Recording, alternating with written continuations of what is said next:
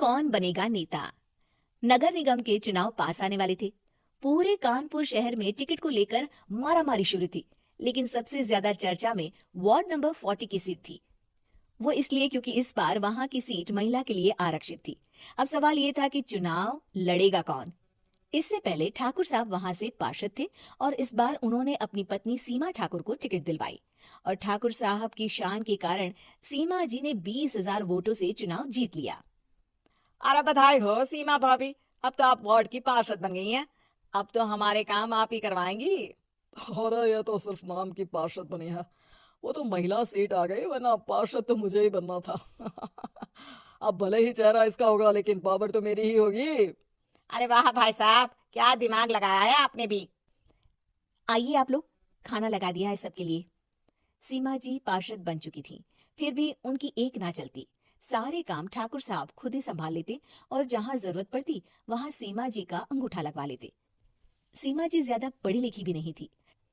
एक दिन ठाकुर साहब और सीमा एक प्रोग्राम में जाते हैं। अरे ठाकुर साहब, आप आ गए। ओहो, पार्षद मैडम भी आ गई हैं। स्वागत है आप दोनों का। लगता है हमारे पार्षद फंड का सही इस्तेमाल हो रहा है। चलिए अब उद्घाटन करते हैं। ये लीजिए ठाकुर साहब कैची, आप ही सबसे पहले प्रवेश कीजिए। सब लोग आगे निकल जाते हैं और सीमा जी पार्षद होने के बावजूद भी पीछे खड़ी रह जाती हैं। वो देखती हैं कि वेलकम बोर्ड पर उनका नाम है, लेकिन महिला होने के कारण कोई उनका सम्मान नहीं कर रहा। अगले दिन एक आदमी उनके घर आता है। अरे ठाकुर साहब नमस्कार। कल ना हम नोटिस किए कि हमारा घर तो अवैध है और नगर निगम वाले उसे तोड़ने आ रहे हैं। अरे कुछ कीजिए ना ठाकुर साहब। देखो भाई, मैं तो ज्यादा कुछ कर नहीं सकता, पर अगर तुम सबकी जेब गर्म कर दो तो कुछ हो सकता है। कुल मिलाकर 4 लाख लगेंगे। अरे 4 लाख ठाकुर साहब? अरे भाई, मैं अपने लिए नहीं मांग रहा हूँ। दरोगा है, इंजीनियर बाबू है, बड़े साहब है, सबको देना पड़ता है ना थोड़ा थोड़ा। बोलो है मंजूर? तभी वहां अचानक सीमा जी आ जाती हैं। अरे ये आप क्या कर रहे हैं? पहले इन्हीं लोगों से तो आपने वोट मांगे, अब इनसे ही पैसे ले रहे हो।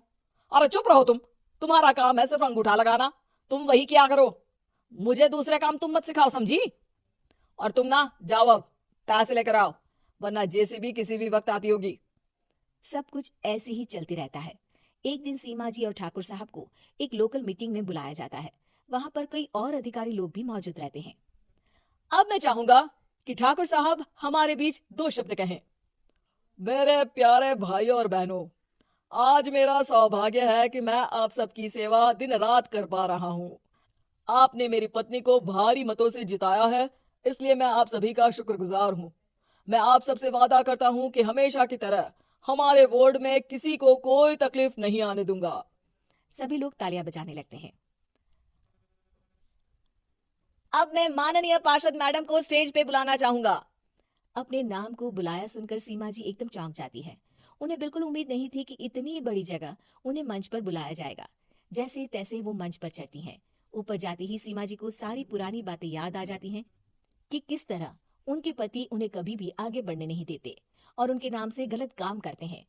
वो बोलने लगती हैं, मैं आपके वार्ड की पार्षद सीमा हूँ। आप में से बहुत कम लोग ही मुझे जानते होंगे, क्योंकि इससे पहले मुझे कभी ऐसा मौका ही नहीं मिला। सारे मौके मेरे पार्षद पति यानी आपके ठाकुर साहब ही लेते रहे, लेकिन आज ये मौका मुझे मिला है तो मैं इसे ऐसे ही नहीं जाने दूंगी। मैं आपको ये बताना चाहती हूँ कि आपके ठाकुर साहब मेरे नाम की आड़ में गैर कानूनी काम करते हैं, जिस पर अंगूठों के निशान मेरे होते थे। इसीलिए मैं अपनी गलती मानती हूँ और आज अपने पद से इस्तीफा देती हूँ, ताकि आगे से कोई गलत काम ना हो पाए। अब फैसला आप सबके हाथ में है कि आप हमें क्या सजा देना चाहते हैं।